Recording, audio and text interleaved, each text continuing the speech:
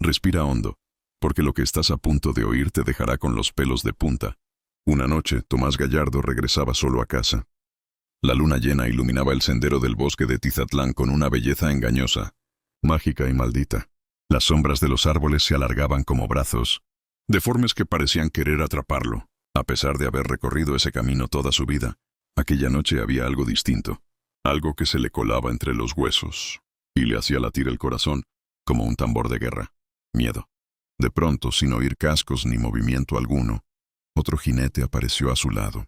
Un hombre alto, delgado, cubierto con un sombrero antiguo y un abrigo largo. Le pidió cabalgar con él un tramo, ya que iba hacia el mismo rumbo. Tomás, incómodo pero educado, asintió. Cabalgaban en silencio. Ni las ramas crujían, ni los grillos cantaban. Solo el sonido apagado de los cascos sobre la tierra. Para romper la tensión, Tomás le ofreció un cigarro y encendió el suyo. Al voltear a ver al jinete, el miedo se apoderó de él. El rostro del desconocido era pálido, casi transparente, con unos ojos hundidos que no parpadeaban. Sus mejillas eran tan delgadas que se le marcaban los huesos. Y al hablar, su voz parecía provenir desde un pozo vacío. «No fumo», dijo. Y siguieron cabalgando. Al llegar a un punto entre dos enormes rocas custodiadas por un viejo árbol, el jinete detuvo su caballo. «Hasta aquí te acompaño», dijo. «Pero mañana nos volveremos a ver aquí». Y entonces desapareció. No se fue, no se alejó. Simplemente ya no estaba. El aire se volvió gélido y una punzada de horror le recorrió a Tomás la espalda. Su caballo se inquietó. Él apretó las riendas y cabalgó a toda prisa hasta su casa, sin atreverse a mirar atrás. Esa noche no durmió. Cuando le contó todo a su madre, ella lo escuchó en silencio y solo murmuró: «Te has encontrado con la muerte, hijo». Tomás intentó reírse, pero su cuerpo temblaba. Y cuando le preguntó por qué el jinete dijo que lo vería de nuevo mañana, su madre se quedó callada, mirando hacia el fuego con los ojos llenos de un presentimiento oscuro. Al día siguiente, al caer la noche, Tomás regresaba del pueblo con su hermano. Ambos iban montados, bromeando para calmar la tensión. Pero al llegar al punto maldito, el árbol entre las rocas, el caballo del hermano se encabritó violentamente. El mismo jinete espectral apareció frente a ellos, saliendo de entre la neblina como si siempre hubiera estado ahí, aguardando. Tomás sintió un nudo en el estómago. El rostro del jinete ya no era solo cadavérico. Era un cráneo completo, vacío, sin labios, sin ojos. Pero aún así hablaba, y solo Tomás podía oírlo. «Te lo dije. Hoy nos veríamos aquí». El caballo de su hermano huyó despavorido hacia el pueblo, dejándolo solo. El de Tomás tropezó y él cayó al suelo. Apenas consciente, vio al jinete desmontar con una lentitud espeluznante. Cada paso parecía arrastrar siglos de muerte consigo. La tierra se enfriaba bajo sus botas. Después, todo se volvió oscuridad. Horas más tarde, su hermano regresó con los vecinos, gritando que algo había atacado a Tomás. Buscaron en el sitio, pero no encontraron su cuerpo. Solo su sombrero y su reloj de bolsillo, detenido exactamente a las 11:44. La madre de Tomás lloró desconsolada. El sacerdote se negó a hacer una misa completa. No había cuerpo. Solo ofreció un entierro simbólico, pero advirtió que las almas reclamadas por la muerte en 1900 en persona no descansan jamás. Días después, campesinos comenzaron a hablar de un jinete espectral que cabalgaba por las madrugadas. Decían que se escuchaban cascos en los caminos vacíos, que algunos lo habían visto entre la neblina. Nadie se atrevía a andar solo de noche. Hasta que ocurrió de nuevo. Una joven llamada Inés regresaba de casa de su tía. Iba sola, a caballo, justo al anochecer. Nadie la volvió a ver. Solo encontraron su caballo, quieto y temblando junto al árbol entre las rocas. Desde entonces, los pobladores de Tizatlán evitan ese sendero. Nadie cruza por ahí después del atardecer. Nadie monta solo. Y si escuchan cascos en la noche, se esconden y rezan. Porque saben que la muerte cabalga todavía. Y siempre vuelve por quien la ve. ¿Crees que eso fue aterrador? Escucha lo que viene ahora. Mi hijo Liam cumplió 5 años en julio. Le encantan los osos. Así que, como regalo, le compré uno enorme, casi de su tamaño. Era suave, de pelaje café oscuro, con ojos negros brillantes y una sonrisa cosida en hilo rojo. Desde el primer día, Liam se encariñó tanto con él que dormía abrazado a su panza todas las noches. Pero algo comenzó a cambiar. Poco a poco, Liam dejó de dormir bien. Se negaba a apagar la luz y me decía que el oso gigante caminaba por su habitación cuando cerraba los ojos. Yo pensaba que hablaba de su peluche, así que lo tranquilizaba con una sonrisa. «Es solo un juguete, hijo», le decía. «No puede moverse. y mucho menos hablar. Una noche, lo encontré escondido bajo la cama, temblando y empapado en sudor. Al tocarlo se desmayó. Lo llevé al hospital de inmediato. El diagnóstico fue shock por terror extremo. No tenía fiebre ni convulsiones, solo miedo. Miedo puro. El médico me dijo que nunca había visto algo así en un niño sano. Esa noche decidí quedarme con él. Me oculté en el ropero, con la puerta apenas entreabierta para vigilar sin que se notara mi presencia. Apagué la luz. Todo fue silencio al principio, hasta que escuché un leve crujido, como si algo pesado se arrastrara por la alfombra. Liam dormía, yo aguantaba la respiración, y entonces lo vi, el oso. No caminaba, no se arrastraba, simplemente estaba ahí, parado frente a la cama, como si siempre hubiese estado ahí, aunque yo misma lo había dejado al otro lado del cuarto.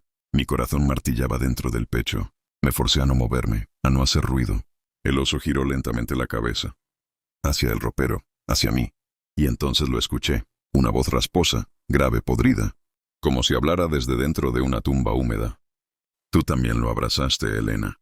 Salté del ropero y encendí la luz. El oso ya no estaba. Liam seguía dormido, pero tenía marcas rojas en los brazos como costuras mal hechas. Ese mismo día, tiré el oso al desván y aseguré la puerta con llave. A la mañana siguiente, el oso estaba de vuelta en la cama. Lo llevé a la iglesia. El padre Gabriel aceptó ir a bendecir la casa. Pero al entrar en la habitación de Liam, se puso pálido. Cayó de rodillas, vomitó sangre y susurró: «Esto no es un demonio. Es algo más viejo. Algo anterior al infierno». Murió esa misma noche. Empecé a investigar. Encontré una historia enterrada en los archivos del pueblo. Todos los niños que desaparecieron hace años en Hollow Creek tenían el mismo oso. Las madres hablaban de pesadillas, de hilos en la piel, de risas que no eran de este mundo. Encontré una leyenda antigua, el hilandero de carne, un ente que se alimenta del miedo infantil. Cose sus almas con hilo rojo. Usa muñecos, juguetes, peluches, como puertas. Cada niño que lo abraza le da un pedazo de sí mismo. Y si se encariña demasiado, se lo lleva por completo. Esa noche soñé con un bosque. Un sendero de peluches desmembrados me llevaba a una cabaña. En el interior había una silla infantil vacía, y en el techo colgaban ojos, dientes, uñas. Alguien me susurró al oído: «Aún puedes coserte a su lado, mamá». Me desperté gritando. Tenía marcas de hilo rojo en la espalda. Volví a revisar la cámara de seguridad que había instalado en la habitación. A las 3:33 am, el oso se levantaba, caminaba hacia Liam y lo acariciaba, lo cantaba. Una canción que jamás habíamos escuchado. Liam comenzó a repetir esa canción en el día. No hablaba, solo la cantaba. Busqué en los mapas del pueblo y encontré una cabaña cerca del pantano, exactamente igual a la de mi sueño. Cuando fui, descubrí que estaba llena de osos idénticos, sentados en círculo, como esperando. En el centro, una silla infantil. En el suelo, dientes y garras pequeñas. Algunos de esos osos se movían. Al regresar a casa, ya era tarde. El oso estaba frente a la puerta, más grande. Sus ojos eran dos carbones encendidos. Esa noche lo lancé a la chimenea. Gritó. El peluche chilló. Se arrastró. La casa tembló. Las ventanas estallaron. Y el fuego se apagó solo. Cuando desperté, toda la casa estaba cubierta de hilos rojos. Cada hilo terminaba en algo. Una uña, un diente, un ojo infantil. No supe más de Liam, ni de mí. Porque en ese momento entendí que ya no estaba en mi casa. Estaba dentro del lugar del hilandero. Semanas después, la casa fue puesta en venta. Una familia joven se mudó. Encontraron un oso gigante en el desván. Lo limpiaron, se lo dieron al pequeño Noah. Esa noche escucharon risas, risas que no eran de su hijo. Y el oso tenía una nueva sonrisa, cosida, con hilo rojo. Respira hondo, porque lo que estás a punto de oír es aún más perturbador. En lo alto de la colina de San Nicasio, donde los caminos de tierra se retuercen como raíces enfermas y la neblina parece susurrar en lenguas olvidadas, se alza una casona vieja, de tejas negras y ventanas tapadas con mantas. Allí vive doña Veneranda, una mujer anciana de la que nadie recuerda cuándo fue la última vez que bajó al pueblo. Se dice que tiene 3 hijas, pero nadie jamás las ha visto. Los rumores abundan. Algunos aseguran que nacieron deformes, otros que ya no son humanas. Las ventanas de la casa siempre están cerradas. Incluso en verano y por las noches, los jornaleros que regresan de los campos dicen haber oído lamentos. Golpes ahogados, como si alguien intentara escapar de esas paredes. A veces, bajo la tenue luz de la luna, se ven figuras alargadas moverse tras los trapos negros de las ventanas. Un día llegó al pueblo un forastero. Se llamaba Julián, joven, arrogante, con aires de conquistador. En la cantina, al calor del mezcal y entre carcajadas, escuchó la leyenda de las hijas de doña Veneranda. Se rió, burlándose de los supersticiosos. Si esas mujeres existen, las haré salir yo mismo, dijo. Y apostó una botella que lo lograría antes de que amaneciera. Subió la colina a pie, riéndose, tarareando canciones de conquista. Golpeó la puerta de la casa 1, 2, 3 veces. Nadie respondió. Se giró para irse, pero entonces escuchó un clic. La puerta, lentamente, se había entreabierto sola. Empujado por la curiosidad y el orgullo, entró. El interior olía a humedad rancia y flores secas. Las paredes estaban cubiertas con telas negras. Las ventanas no dejaban pasar la luz de la luna. Avanzó con cautela. Los pisos crujían bajo sus pasos, pero no era el único sonido. Desde el segundo piso se oían pisadas suaves, como si alguien lo observara desde arriba. Subió lentamente las escaleras. Un pasillo estrecho cubierto de polvo se extendía ante él. Varias puertas cerradas. De una de ellas salía un murmullo. Y una risa. Una risa aguda, casi infantil. La puerta se abrió sola. Dentro, una joven de cabello largo le daba la espalda. Julián le habló bromeando. Ella no respondió. Cuando se acercó, notó que su piel era extrañamente tersa. Demasiado tersa, como cera. Y su cabello, rígido como hilo de muñeca. Ella giró la cara, pero no el cuello. Sus ojos estaban cosidos con hilo oscuro. Y su boca tenía una sonrisa forzada, cerrada con costuras. Retrocedió horrorizado. Corrió escaleras abajo, pero la puerta por la que había entrado ya no estaba. Solo había pared. El pasillo era distinto, como si la casa estuviera cambiando, como si lo estuviera atrapando. En la sala encontró a doña Veneranda, sentada en un sillón, inmóvil. Lo miró con ojos grises, sin vida, y dijo: «Todos vienen buscando a mis hijas. Ninguno se va. Ellas no son para los hombres. Ellas se alimentan de ellos». Y al decir eso, simplemente desapareció en el aire, como si nunca hubiera estado allí. Julián sintió algo moverse por el techo. Alzó la vista. Otra figura gateaba de forma antinatural. Era otra de las hijas. Su cuerpo era delgado, sus brazos larguísimos. Caminaba como si sus huesos no encajaran. Le habló sin mover los labios. «Tú tocaste la puerta. Ahora perteneces aquí». Y cayó sobre él, dislocando cada parte de su cuerpo para envolverlo. Despertó atado a una silla. Frente a él, la misma figura le cosía los labios con una aguja oxidada. Hilo negro. Lo hacía con ternura. A su alrededor, otras figuras colgaban del techo, cuerpos humanos. Aún vivos, con la piel remendada, los ojos abiertos y las bocas selladas. Algunos respiraban, otros solo tiritaban. Todos llevaban mucho tiempo allí, y ninguno podía gritar. En un rincón, la tercera hija lo observaba. Su rostro estaba cubierto por un velo blanco. No caminaba, flotaba. Le habló con voz doble, como si algo más hablara a través de ella. «La casa necesita tu carne. Y tú ya la ofreciste». Julián suplicó. Gritó con los ojos. Intentó liberarse. Pero todo estaba tejido a su alrededor. La casa entera era como un telar vivo. Las paredes respiraban. El aire sabía a hilo quemado. Las hijas no eran humanas. Eran fragmentos de algo antiguo. Espíritus encerrados en un pacto. Doña Veneranda, cuando era joven, había hecho un trato con una entidad del encierro. Entregó a sus hijas al espíritu de la aguja, a cambio de eterna juventud y protección. Desde entonces, la casa cosechaba almas una por una, cada vez que alguien osaba entrar. Esa noche, los aldeanos vieron fuego en la cima de la colina. La casa ardía, o eso creyeron. Las llamas eran negras, silenciosas, y dentro del fuego se escuchaban risas y canciones infantiles en una lengua que nadie reconocía. Al día siguiente la colina estaba vacía. No quedaba nada, solo tierra quemada y un hilo negro enterrado en la tierra que formaba el contorno de una cara.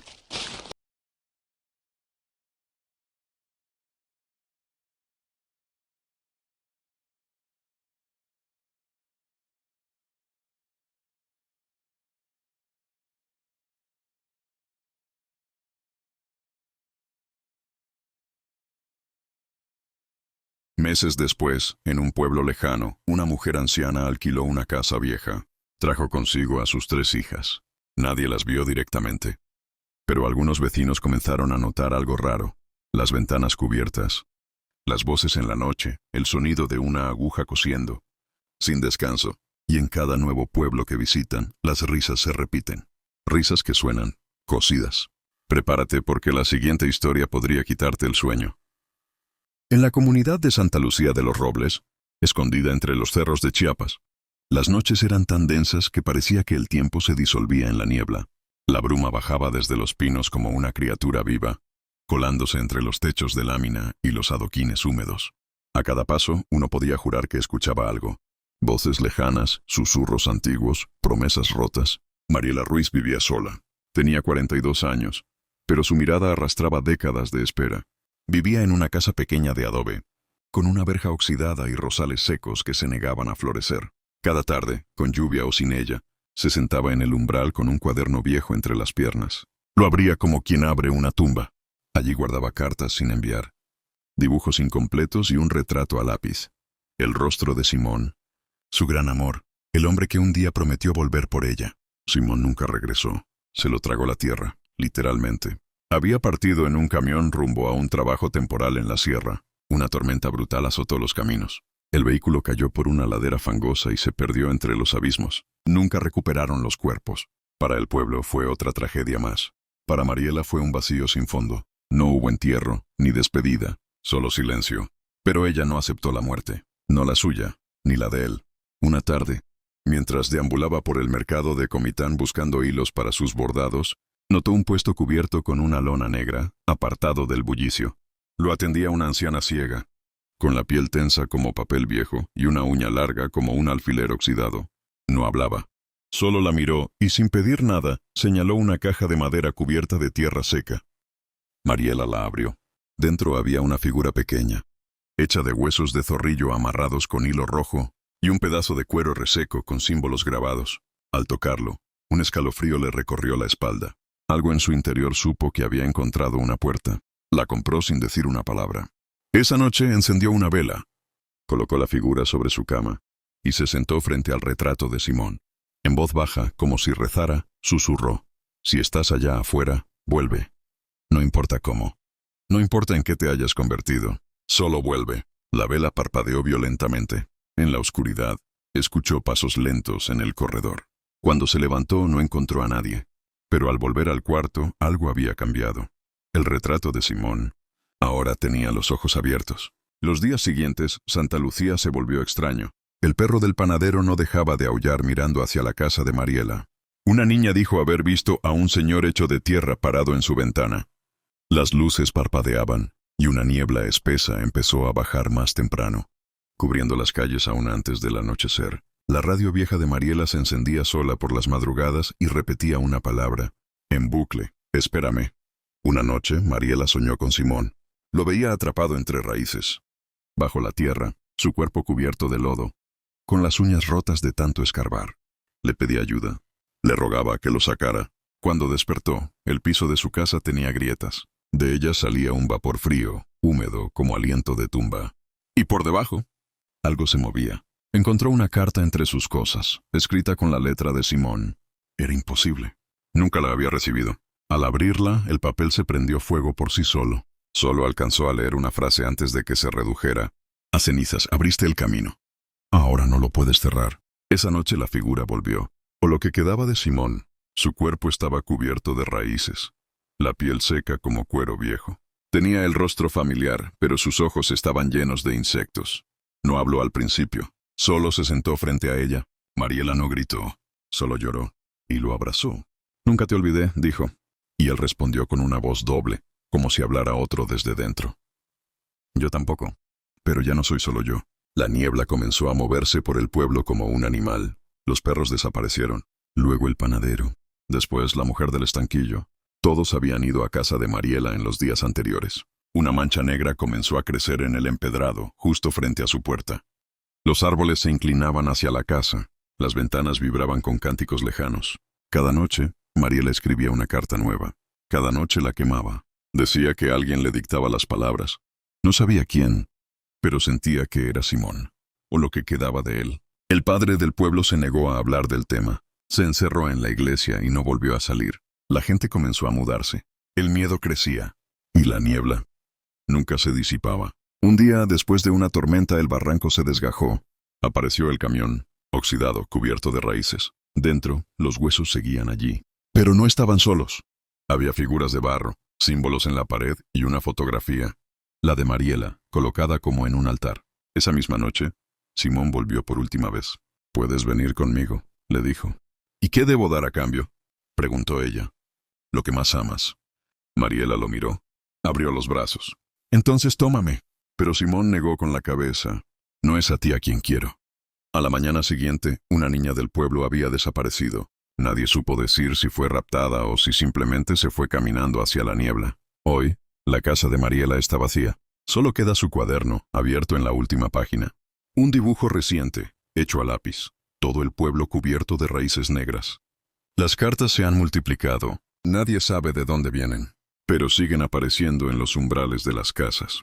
Siempre firmadas con el mismo nombre, Simón.